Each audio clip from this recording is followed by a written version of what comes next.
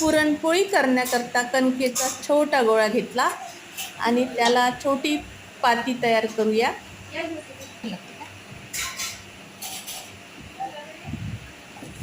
छोट्या पातीमध्ये पुरणाचा असा,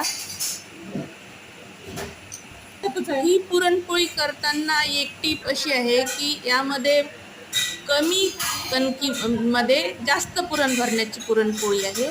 त्यासाठी हा आता पुरणाचा गोळा छोट्या पातीवर ठेवला आणि ही आपल्याला अशी या पद्धतीने त्याचा आपल्याला छान असा गोल राऊंड करून मिक्स करायचा आहे कणकीच्या उंडीमध्ये. या बघा असं छानपैकी, आणि राहिलेलं जे कणिक आहे थोडी ती वरून अशी काढून टाकायची. आणि आता याला छान सगळीकडे लागेल असं पद्धतीनं प्रेस करून आपण अशी छान पोळी लाटून घ्यायची.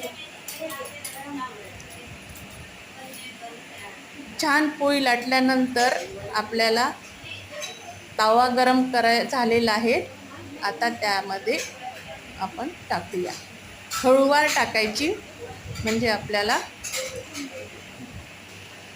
पोळी लाटताना न दाबता अशी शांततेनं आणि आरामात लाटायची, प्रेस करून लाटायची नाही.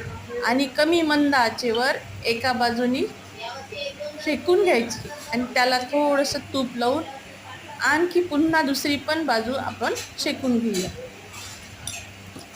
ही पोळी छान अशी चविष्ट कमी कणकेची असल्यामुळे नरम आणि लुसलुशीत होते.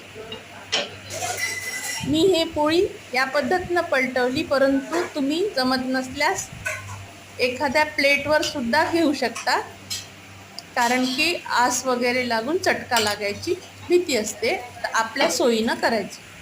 हे बघा अशी ही छान दोन्ही बाजूनी आपली पोळी भाजून झालेली आहे.